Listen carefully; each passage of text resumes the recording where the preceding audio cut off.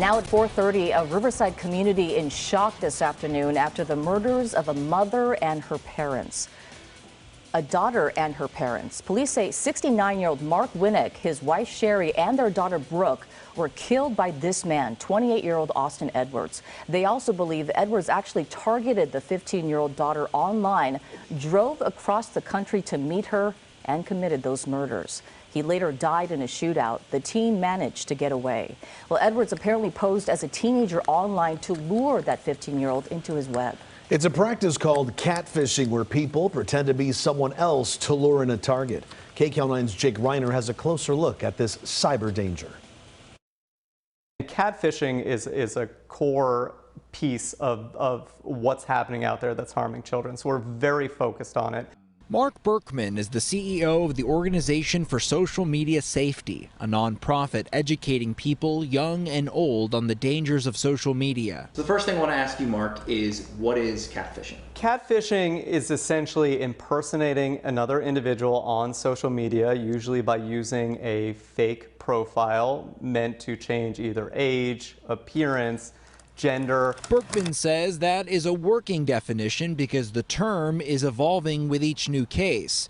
Like in the Riverside tragedy, we're still learning more, but police say the suspect catfished the young girl pretending to be a teenager himself. Parents and children should realize that these predators are very sophisticated, so it can be very hard to differentiate a real account from an individual that's catfishing and using a fake profile. Which is why Berkman says a huge red flag is if your child is talking with someone they've never actually met in person.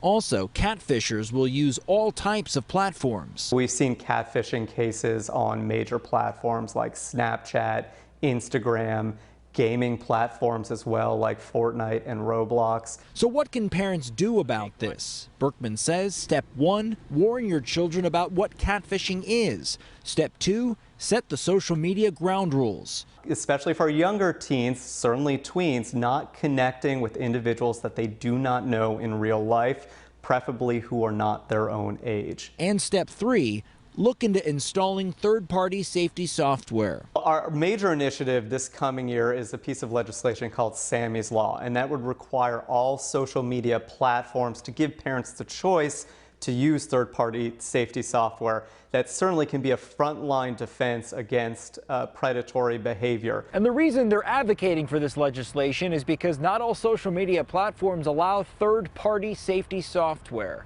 I'm Jake Reiner, KCAL9 News.